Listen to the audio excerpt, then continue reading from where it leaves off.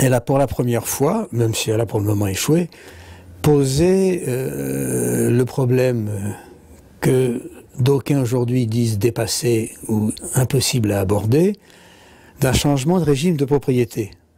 Il me semble que la crise du capitalisme aujourd'hui montre que la propriété privée des moyens de production pose de nombreux problèmes, que la recherche systématique du profit est aujourd'hui d'abord d'ailleurs pas en produisant des marchandises mais en spéculant, parce que le profit se réalise beaucoup plus par la spéculation que par la production de marchandises et la vente de marchandises, que ce système n'était pas éternel et intangible.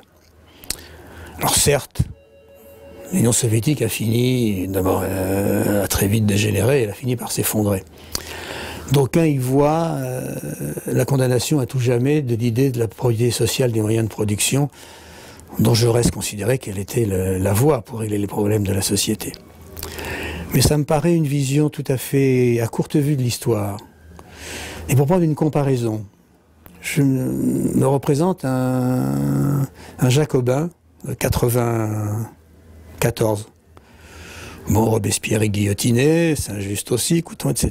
Puis il voit arriver, il a participé de toute son ardeur à la Révolution. Il voit arriver le Consulat, puis l'Empire, puis ensuite la Restauration, Louis XVIII, et puis ensuite l'ultra-réactionnaire Charles X. Bon, il y a une nouvelle révolution de 1830, mais elle est évidemment vite confisquée en 3 jours. Bon, Louis-Philippe, le régime des banquiers et des industriels.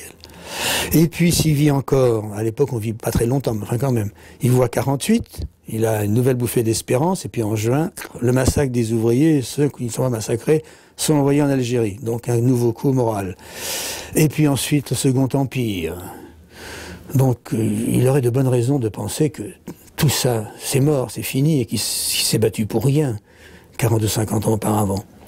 Et pourtant, cette révolution française, elle continue à courir sous les événements historiques. Et elle explose encore en 71. Et puis la commune est écrasée. Alors là, s'il vit encore, le malheureux, il aurait 90 ans, il peut se suicider apparemment. Et pourtant, c'est bien ça qui débouche sur la Troisième République, la séparation de l'Église et de l'État. Donc je pense que nous sommes toujours dans une période historique qui a été marquée par cette première, disons, tentative, donc qui a avorté pour des raisons qui seraient trop longues d'expliquer ici. Mais il me semble que la crise actuelle montre que c'est toujours la question centrale à laquelle l'humanité est confrontée.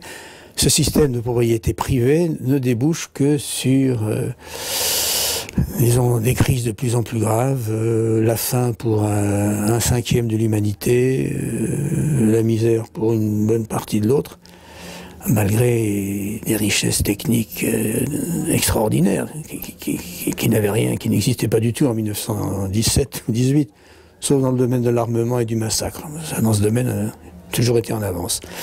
Donc voilà, c'est pour ça que ça m'intéresse. C'est pas par une espèce de, comment dire, nostalgie héroïque, d'ailleurs dont l'héroïsme est souvent assez plaqué et artificiel.